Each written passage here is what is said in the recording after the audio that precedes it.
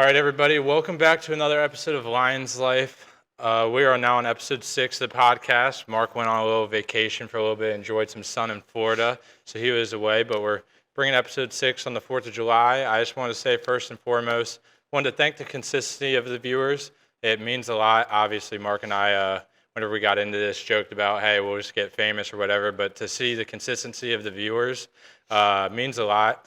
And so this is a special episode, like I said, 4th of July, but we have a special guest today in the barn. At the end of the episode, he'll come in and have a one-on-one with Mark. It was one of Mark's players and one of my best friends, so I'll introduce him later on in the episode. But I just want to take a moment. Mark shared with me today that Cato is working at Sweetsies, the local ice cream shop, and a lady came up to her and asked for her specifically. And she went ahead and said that the podcast kind of helped her get through the week. She was having a rough week. So just to hear that, I just wanted to go ahead and say, to see that we're making an impact, even if it's one person or whatever it is, it shows me, and I bet shows Mark, that we're doing this for the right reason. Yeah. I know a lot of people get onto YouTube and stuff and want to get famous and get the money, but we really just wanted to impact people's lives and help out however we could.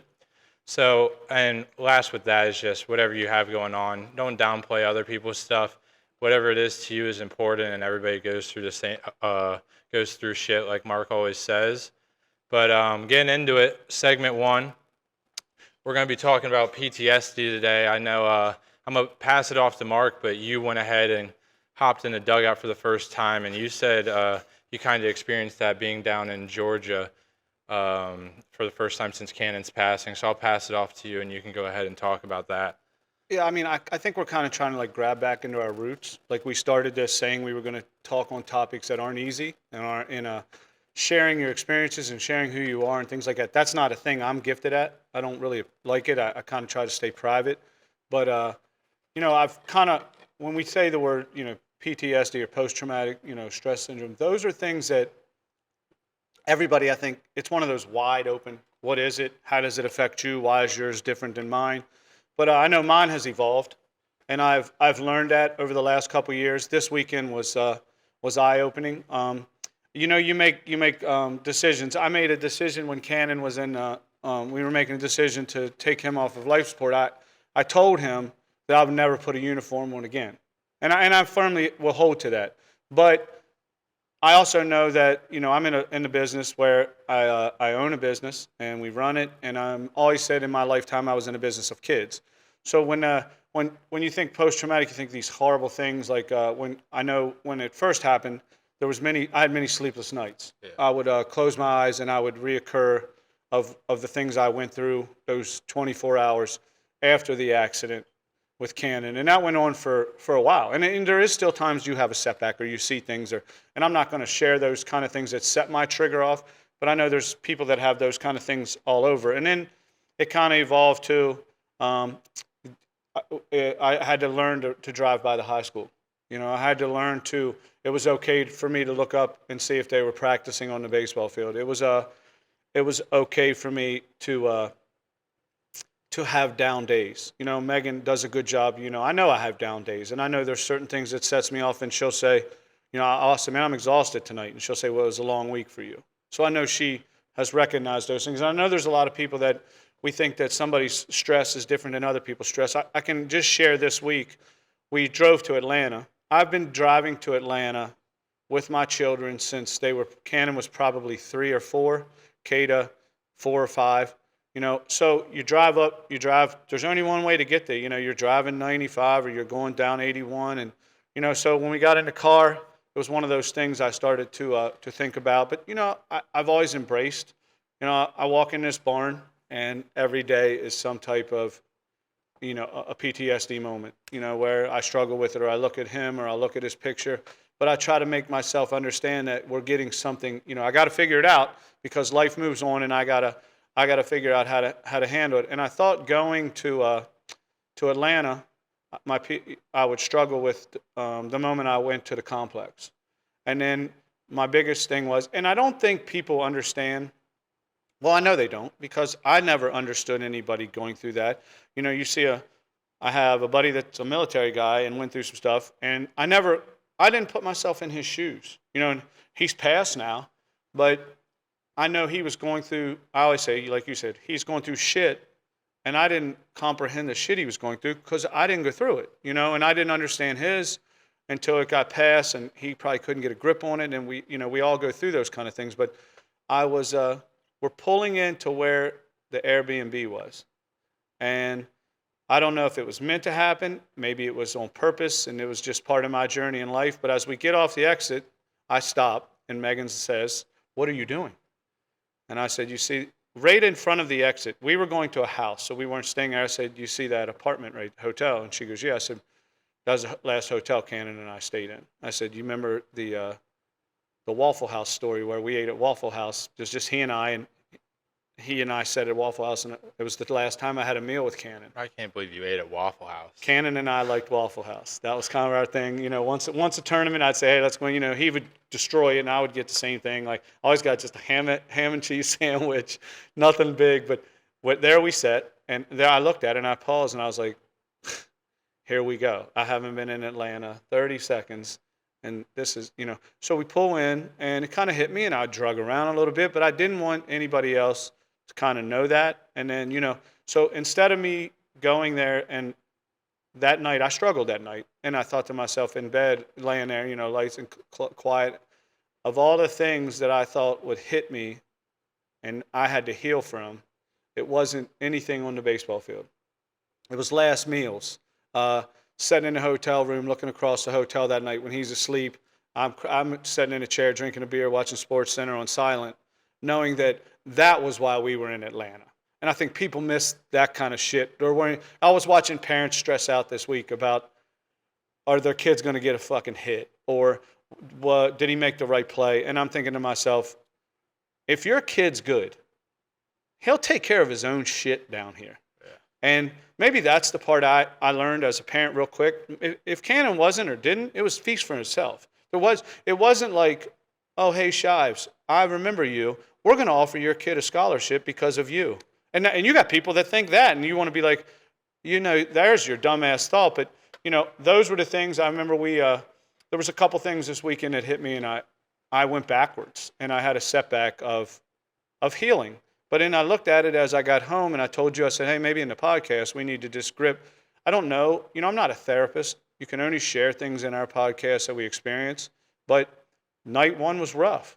Night two, you start pushing through it because I realized why I was there. I was there for the kids. I wasn't there for me, but me being there for the kids was allowing me an opportunity to heal a little bit. And my PTSD, it has changed now. It went from, I don't want to sound horrible, but it went from seeing an image of your child that I would wish on nobody laying on his deathbed to, pushing through that to, hey, my kid didn't get to go to his senior game, or hey, tonight kids are celebrating and I'm going to have a setback tonight. Like prom night, I know or his mom had a struggle with that. I didn't, because those were things that, graduation was tough. Watching you walk across the stage was tough. I had moments that night. And how do I heal with them? I try to get through with them. I think your mom is a talker at times, so she goes and, I don't understand all that. But when we say PTSD, to those of you guys that are out there,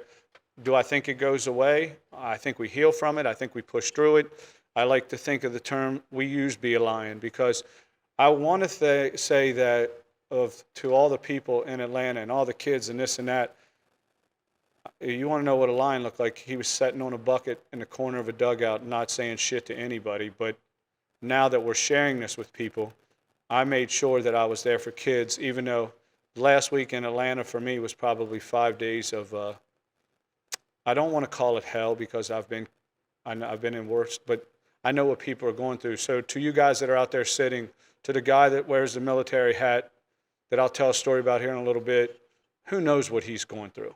Yeah. So I applaud you guys. I love how people push through it.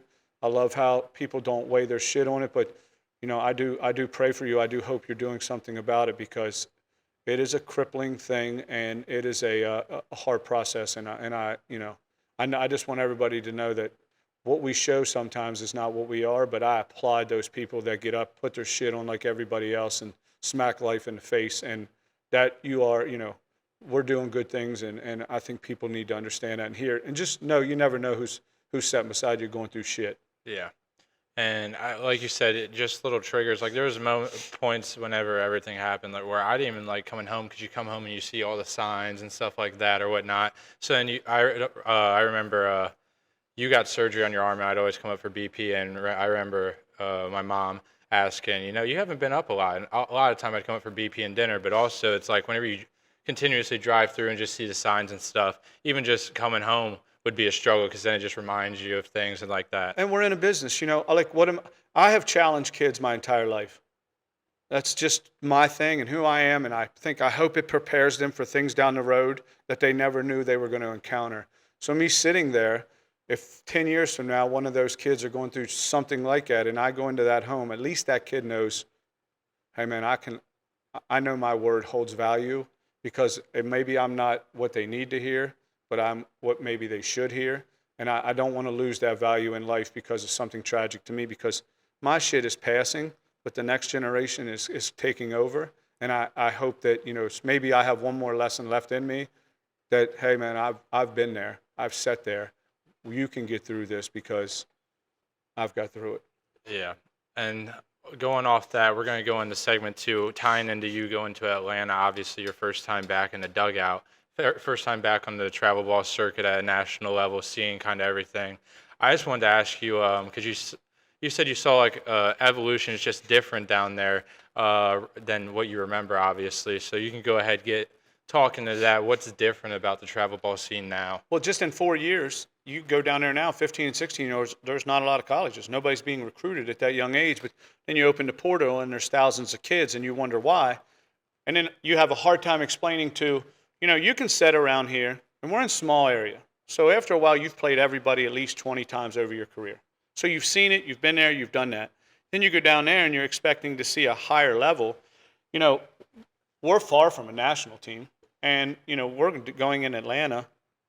20 years ago, you took a team from around here. If you won 1 or 2 games, but the competition is starting to get watered down because now it's just you're not seeing those teams, and powerhouse teams are joining together to form these scout teams, and you're seeing academies. But it was a little disappointing in the value of a young kid and watching people see him and see what they have is being lost. We have a special shortstop that 7 years ago would already be off the boards. He could have committed and been done, but now he's not even being, scouted. So that was a little disappointing. And watching the purity of the game, I'm not going to say I was disappointed, but I was shocked at it. And then I also heard this on the parent side. This is national. And you're thinking to yourself, you're coming down here, and that becomes a question of it. And then now I think what's occurring is at 16U, everybody's getting hit in the mouth. Yeah. Because you're seeing teams all of a sudden come together. The Ma and Pauls join each other. 3 teams go to 1, But I've seen kids that 15, 20 years ago when I was even, with the Red Sox or the Royals, they would have never, ever been on a field. And now they're, and what are they telling people? I am playing high-end travel. So it's a little watered down. It was a little bit eye-opening, but, you got to adapt to it and move on and make sure your kids are ready they got a 2-year run instead of a 3-year run now, because that's basically what it is. Yeah. And going off that, obviously, and just there's more and more teams. Like it seems like every organization has like an A to a Z team, Well, everybody's guilty of it. A lot of these guys now are opening up establishments, and when they open up an establishment, whether anybody wants to hear it or not, they have to fill seats. Yeah. Where, a lot of your smaller, like, I never took a team out of my place and said, hey, we're going to go to Georgia and play 17U, because I would only have 12 or 13 kids. You got teams down there carrying 25, 26, 27-man rosters. Kids are only pitchers, carrying 3 catchers. Now you're splitting time, and it becomes a little bit of an eye-opening experience for them. But then you go down, and their colleges are setting on that team. They're not setting on your team. They're setting on that team. And those colleges only come in there. They already kind of know what they're picking and going at. Well, and I feel like that kind of evolved with the one summer whenever the Philly Scout team went crazy on YouTube and everything. Broke it. And the Canes National has set a standard. Marucci has teams down in California. You see these, and their teams, and they're hard. it's hard to explain that. It's hard to try to educate that. I guess what happens is eventually as a team, let's say, we played a scout team. They thumped the piss out of us, and that was a little bit. Now their arms wasn't what their hitting was, but at 15 you start to see that development. But then you're sitting there and what did we learn from it or what did we not learn from it? But if we go down at 17 and we face 3 of them in the bracket, now what? You're 2-5, 2-3. You're coming home. Nobody watched you. Nobody scouted you. When you played that team you played, let's say we play Canes National. There's 70 scouts there.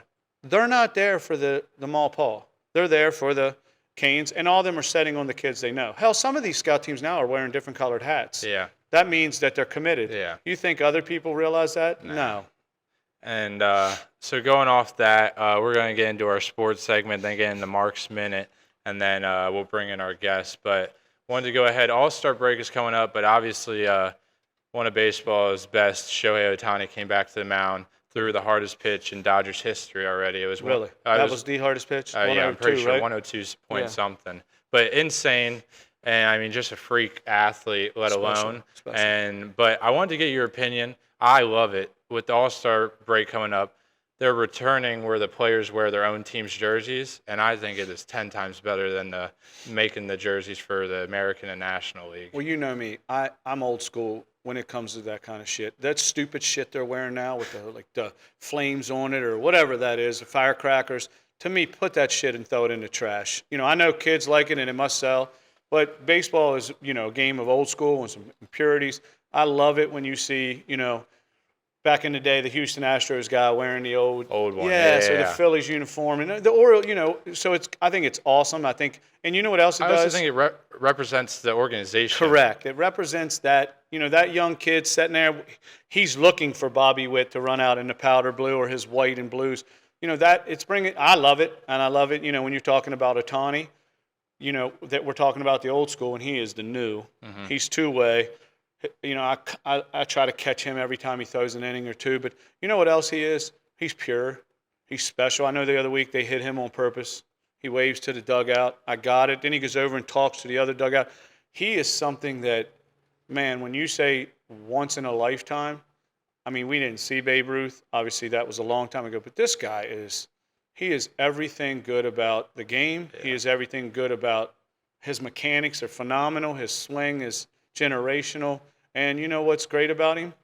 Goes home. He has family. His dog.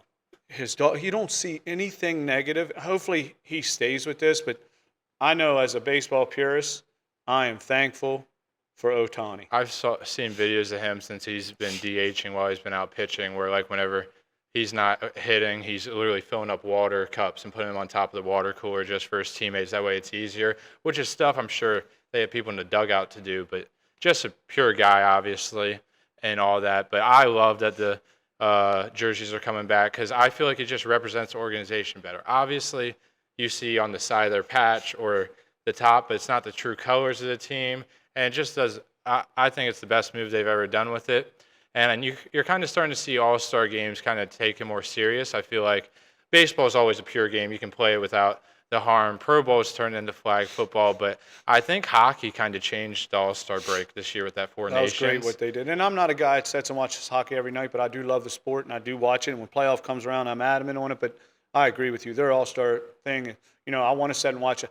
I love to sit and watch sports at night. Yeah. It's hard to watch the NBA And game. Everybody was locked in for that. When you watch hockey and you know that McDavid's going to come in there and get his $1 million and things like that. But it's just – and that's one of those – and, hey – hockey's still one of those pure sports. Yeah, because, I mean, you saw with USA and Canada, they had 3 fights in 9 seconds on All-Star break. We're all waiting. And you're tuning in early in the game because you're like, they're going to go. Yeah, and the fact of the matter was also is that they were star players going at it. It wasn't like they were just some scrubs or like fourth liner. It's purity to their country. Yeah. Well, and then what's best about hockey? They fought each other on Monday, and they're playing with each other on Friday. But they know it's the purity of the sport. But when you put on your Canadian uniform and I put on my United States uniform for that day, you know what? Let's do this. Yeah. And you got to respect that. But there there was no carrying it over. There's no million different things. It was 2 countries.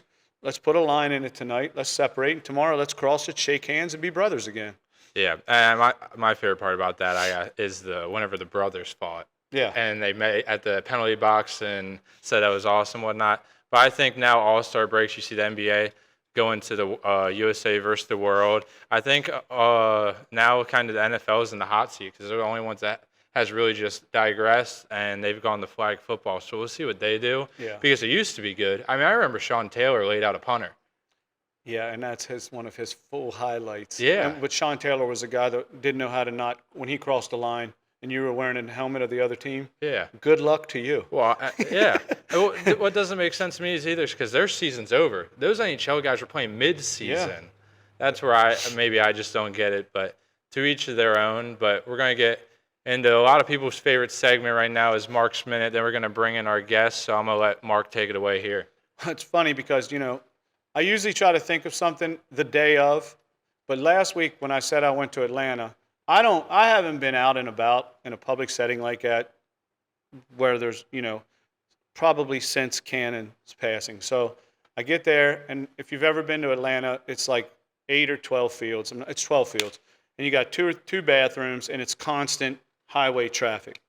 And I'm sitting there, and you got 5 stalls, 3 or 4 guys been in a male bathroom. You got the stalls that you can stand up at, and then you got the stalls where you can go in and shut the door. And there's 8 or 9 guys in there, and me and this gentleman walk over and nobody washes their damn hands. So I look at this guy, and I said, 8 kids and men, and we're the only 2 guys that wash our hands. And he goes, how about that? So then 2 kids come out of the bathroom, flush the toilet, and they don't walk. And I'm sitting there thinking, I used to be a scout, and I was shaking all these damn kids' hands and these people, and they're too damn lazy to wash your hands. So then we're coming home. We get through West Virginia. We stop at a rest stop. I walk in the bathroom. It's packed. I hear the toilets flush. Out walks 3 guys because there's nowhere for me to use the bathroom yet. And I wait, and I thought, you know what? All 3 take a right turn and don't wash their damn hands. It's real simple. Nobody wants to shake your hand as a college scout after you just pissed. Now you got piss on your hands, or even worse, fecal matter, and I'm shaking your hand. Wash your damn hands. It ain't that damn hard. Wash your damn hands. If it ain't for you, it's for somebody else. Now you got me not wanting to touch a damn public. I'm trying to kick it open. There's blowers, so I got nothing to wipe. So now I'm a guy that's got to worry about that shit from now on. So do I fist bump, or do I shake your hand and set in my brain and think, oh, I just shook his hand with piss on it probably? Come on, people. Wash your damn hands. Actually, those like hand blowers, they give you more germs than paper towels. Well, that's all I need in my skull right now because I don't think I've shook a hand since I walked out of Atlanta. Yeah. So we're going to go ahead, bring in our guests. I'm going to go ahead and hop off and kind of give Mark and him a one-on-one thing, really a moment or something. So with our guest, he is behind the camera, like I said. This is a man who just graduated from Airborne School in Fort Benning, Georgia, that I went and watched, and served 4 years in Germany, now coming back to Fort Bragg in North Carolina for his next orders, and part of the U.S. Army. Born and raised in Clear Spring, Maryland, on the same street as you, I believe. Damn right, small town, small little road. It wasn't no street, Cam. We live on a country road called Pectonville. Yeah. No street. And so it's my honor to go ahead and introduce a former player of his and one of my best friends, Sergeant Jesse Hart. I'll go ahead, let Mark take it over, and then he's going to close out the podcast. But thank you. All right, guys, as Jesse's coming in to have a seat and getting all that ready, I guess what I should explain is Jesse was a player for me at Clear Spring for 2 years, and then he and I have a little connection, as Cam called it, a street. When you live in the country, you live on a road, and we lived in a country road together. And now I grew up on it, and then I moved, and then Jesse moved in there when he was a child. But Pectonville Road has a lot of great memories for me. I'm sure it does for you. But that's one of those places I could dribble my basketball up and down the road, and I'm sure he did. And you didn't have to worry about anything. And one of those little towns, Pectonville, people had fun, made fun of it, and things like that. But I'm proud of where I come from, and I know it. I'd like to think both of us built a little different coming out of there. So. This is Jesse Hart, United States Military, Army, and I guess my first question to you is, how the hell did we get here? So we met back in my junior year when you took over the baseball team and showed up to tryouts. I'd already played on the team, the JV team for 2 years, and going into my junior year, just another tryout. And I knew some things would be different, And we get there, and the first thing you did was start kicking people out. Wait, I kicked out one person. I walked in, and I had already told the one assistant, I said, if anybody here, I already knew 2 of you had Fs. So I wanted to see how we were going to handle that. And then my big philosophy is if you go to a public school and you can't carry A's, B's, and an occasional C, it ain't like we're at Harvard. So I wanted to set a standard, and I walk in, and of course I had a little bit of a reputation of being a hard ass because I had coached there before. And I walk in and says, anybody here have an F on the report card? And kid raised his hand and said, get the hell out. So after a little bit of a drama scene, this and that, I knew that there was another student there that had an F, yours truly. And I said, I surveyed the room and I said, does anybody else in here have an F? And you stood stone cold, made eye contact, kind of just looked away. And I thought, all right, if you want to play this card, I'm gonna kind of allow you to play this card. But it brought us full circle. And I know over that time, you were one of those kids, and I guess people should hear this. You didn't throw one pitch for me in 2 years of varsity. You never once asked me why. Your parents never once called me and asked me why. Nor did your grandmother, who worked at the school. I was never once questioned. I appreciate that, and that came a long way. But it was one of those things where every day you showed up for work, and every day I hit fun goes to the shortstop, you'd have 2 balls waiting. I'd come to practice.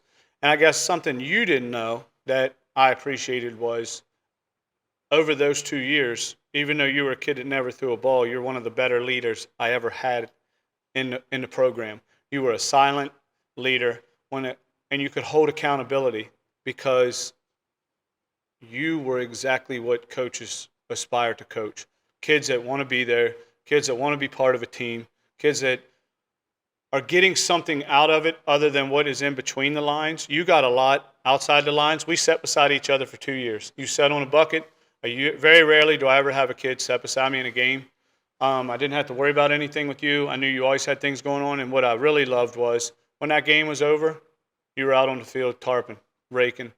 Nothing of, a complaint or anything. And it was a joy for me for 2 years. And when somebody says, down the road, guys like you, I would do it all over again, and I wouldn't change nothing. Your ass still wouldn't throw a pitch on that field, and I think we would still, kind of do the same process. So that's kind of one of those fun moments, So I would like to know that what'd you take from living on like a road like Pectonville and living in a small town like Clear Spring and playing, football and baseball. What did you take from that you incorporated in your military journey? So I think the biggest thing for me was, Clear Spring, small town, underdog, as always, and football was my sport. And, Friday night comes and we got a 25-man roster, and we're going up against a school with a 50, 60-man roster, and, we always went into the games knowing, like, nothing was going to be easy. It was a fight every down. And so going from, like, the underdog and having to work for everything, in my senior year was the first year in school history that we made the playoffs. That was huge to us. I remember that. So that was awesome. And then, just going into the military, it was just kind of the same mentality. It's sink or swim, and, you're going to fight to get what you got to get done. Yeah, and I know that I remember coming over the year I went back, and we lifted in the off season, and we got into football season. And the first time around, Clear Spring was just establishing football. But I remember going there, watching you, selling out every play, selling your body. It was one of those things I knew what I was getting, and they were the things that you appreciate. And I'm sure, those are the things that you incorporate and you move into and you establish. And, so it is nice to hear that, and you've used the team, you talked about enduring and things like that. So, I know we just discussed earlier about, PTSD and those kind of things and long days. And I know when Cannon passed, you were in Germany, if I'm correct, and I know you probably received a phone call. How do you get through long days and bad days? How do you make it? What do you incorporate, and how do you utilize whatever the skill is you do? Because I know you're doing different than the rest of us, because even on my longest day, I know I have a family member or somebody near me I'm sure you have some days where, I know when I was at FIU the first couple times after Dad passed, I had some lonely nights. How do you handle those nights? So to take it back a little bit, I remember senior year after I graduated, and I kind of hung around for the summer, and just kind of everybody knew I was kind of going into the military, and it was just a matter of when. And I don't know if it was a fear of getting out of my comfort zone, but I remember I'd come up here with Cam one day to lift or work out or whatever we were doing, and you had mentioned one of the guys I'd graduated with said they were going to join the military, and you asked me if I thought like, oh, you think they'll actually go? And I wasn't sure. It was like, and you said, I don't know if he's like you, so I don't know if he'll go, but I know you're going, and that kind of hit something in my mind, and I was like, I got people back here that like expect something out of me that like, that kind of held me accountable. And I remember I went to the recruiter the next day, and I had a date to ship within 2 weeks, and so I think that helps me a lot looking back over to see the people that expect something from me. You and the kid we're talking about is Hunter, and Hunter, he is highly successful right now in the military. And sometimes I think you had to find your path. And I know when you were going in, I know we sat down the night before, and I said, listen, this place ain't ever changing. They might add a stoplight, but the damn town ain't ever going to change. Nobody's leaving here. You can always come back. But I do know every time you come back, I tell you, Stay away. stay away. You've flourished. You're doing something. This town's not going anywhere. You can always come back to it. But right now, you're living a dream of a journey that and the proudness of it. But and I'm sure you have those long nights, and and it sounds like I guess you retrieve. You've always been one of those guys. You were quite one of them silent leaders, and I'm sure that I know I used to just go in a room, try to process my own shit. And I would consider me being a loner. Are you one of those guys that likes to process your stuff with your brothers? Or are you a guy that kind of processes his own? Yeah, I'd say I'm a little bit of both. Sometimes it's my faith that really helps, and other times, when I got that news, I remember it was a phone call. It was a real early morning, and it was Eric who called me, little Eric, and I knew he knew what time it was, so I like saw what time it was. It's like, I gotta be at work in like an hour or two. I'm not answering this. I pushed my phone away, and something told me like answer the phone. Like he knows, so it's got to be important. And I answered, and when he told me, it's it's a call that makes the world stop spinning, and hits you in the heart. And so, see, I wanted to isolate after that, but everybody, I feel like in the military, they know, when you're, especially for me, I was overseas, so I'm in a different time zone, away from all my friends and family, everything I'm used to, everything I'm comfortable in, and but so is everybody else. So we really lean on each other in that aspect, and those guys are like brothers to me. So those guys have helped me in everything. And I think sometimes kids need to hear that just your comfort zone here with your friends is going to change as your life goes. Those guys that comforted you in that moment, you would have never thought in your entire life. And it's funny that you say your faith, and I know faith has carried me, and neither you nor I are people that walk around and hold the Bible up and explain it to everybody. That's our way of handling our faith, But I'll tell a quick story that kind of just hit me there. But today, Jesse and I are sitting out on the porch, and you see signs, and you understand faith, and people can believe that if they want. But Jesse's sitting there with his back to the basketball pole, and I'm sitting there. We're just having, matter of fact, he was having a beer, and I was sitting there, and I said, "Hey, Jess, don't move." But there's a hummingbird that just landed on the basketball pole.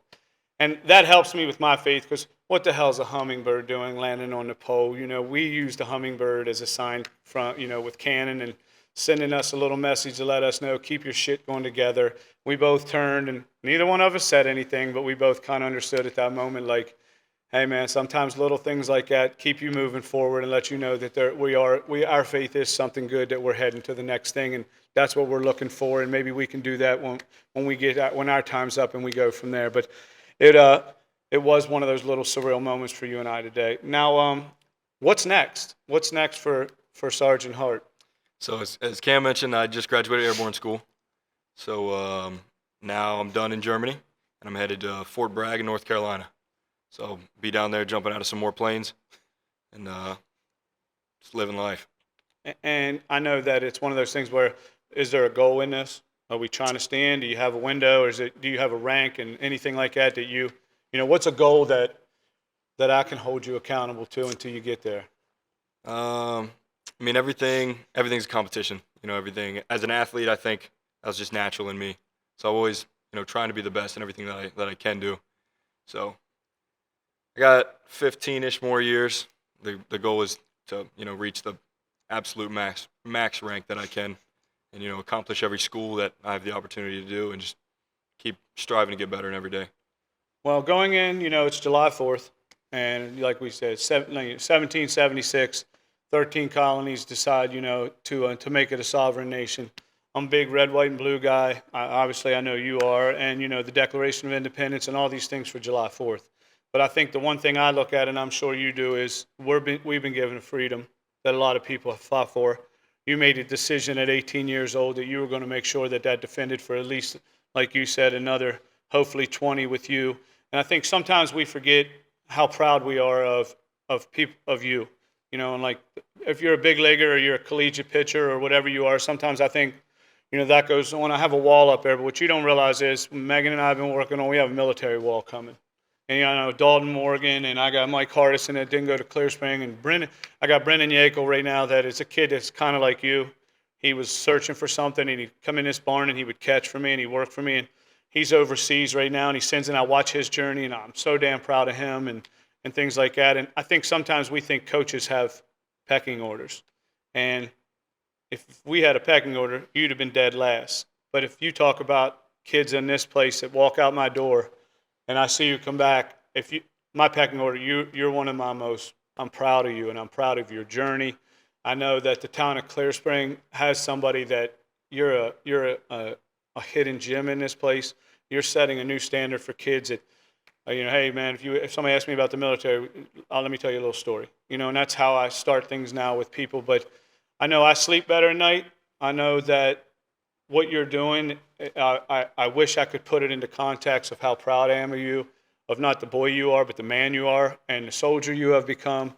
And I want to thank you. I know I want to thank a lot of all the military that go out and do each and every day what you do. So, this weekend we can celebrate July 4th and the freedom we thrive on for people like this. So I want to close like this. We talk about stay the course, and we talked today about PTSD, and we talked about struggles, and then we talk about be a lion. If anybody here has a question or an understanding of what a lion looks like, it's Jesse Hart and the other people that do exactly what Jesse Hart does. So, we'll close this week with have a happy and safe 4th of July.